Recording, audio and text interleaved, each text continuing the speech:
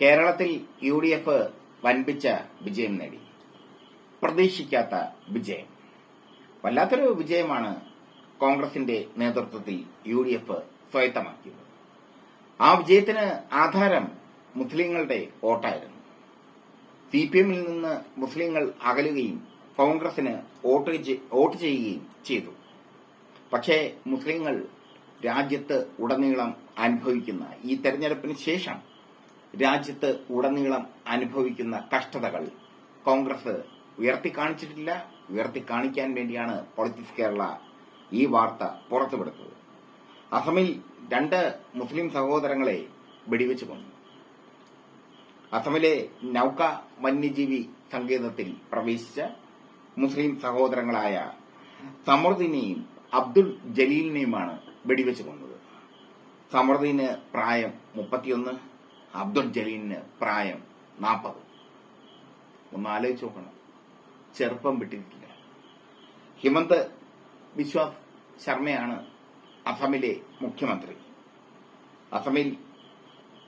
അസമിൽ നടന്ന ഈ സംഭവം മുഖ്യധാരാ മാധ്യമങ്ങൾ റിപ്പോർട്ട് ചെയ്തില്ല. ഏഷ്യാനെറ്റ് അടക്കമുള്ള മാധ്യമങ്ങളൊന്നും റിപ്പോർട്ട് ചെയ്തില്ല. ദേശാഭിമാനിയിലും മാധ്യമത്തിലും മാത്രമാണ് ചെറിയ വാർത്ത വന്നത്. സംഭവം വളരെ ക്രൂരമായി പോയി. വന്യജീവി സങ്കേതത്തിൽ പ്രവേശിച്ചു എന്ന് കരുതി അവരെ വെടിവെച്ച് കൊല്ലാമോ എന്ന ചോദ്യം ബാക്കിയാകുന്നു.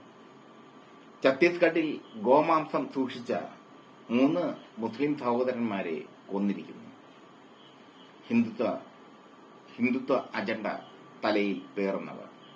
കശ്മീരിലും പലവിധത്തിലുള്ള ആക്രമണങ്ങൾ മുസ്ലിങ്ങൾക്കെതിരെ നടക്കുന്നു. 3ാം മോദി സർക്കാർ അധികാരത്തിൽ വന്നതോടെ ഹിന്ദുത്വ തീവ്രവാദികൾക്ക് എന്ത് വേണമെങ്കിലും കാട്ടാം എന്നുള്ളൊരു അവസ്ഥ നിലവിൽ വന്നിരിക്കുന്നു. ഇതൊന്നും വാർത്തയാകുന്നില്ല. പൊളിറ്റിക്സ് കേരള പോലെയുള്ള നേർക്ക് വിരൽ ചൂണ്ടുന്ന മാധ്യമങ്ങൾ മാത്രമാണ് ഇതൊക്കെ വാർത്തയാക്കുന്നത്.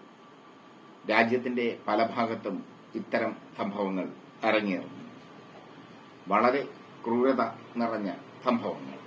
അസമിലും ഛത്തീസ്ഗഡിലും മുസ്ലിം സഹോദരങ്ങളെ കൊന്നത് പുറത്തറിയിക്കാതിരിക്കാൻ ഏതൊക്കെയോ ശക്തികൾ ശ്രമിക്കുന്നു.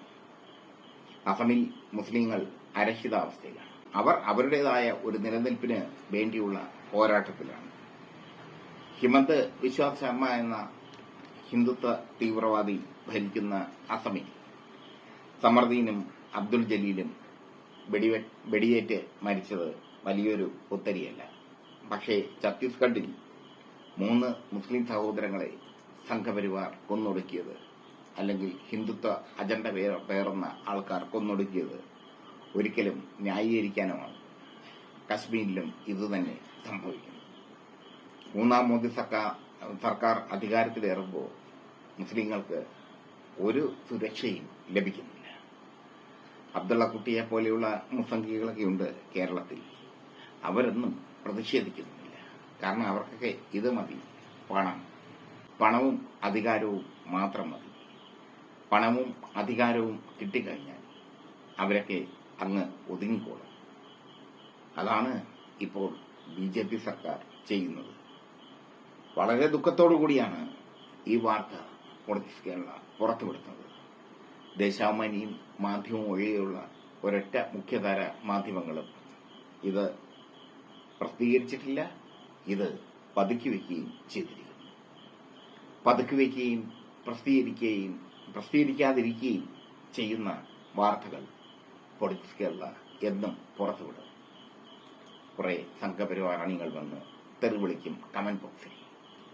അല്ലെങ്കിൽ അവരും ഒരു ഇരുട്ടിന്റെ മറവിൽ എന്നെ ഒടുക്കിയേക്കാം. അങ്ങനെ ഒടുക്കിയാലും പ്രശ്നമില്ല.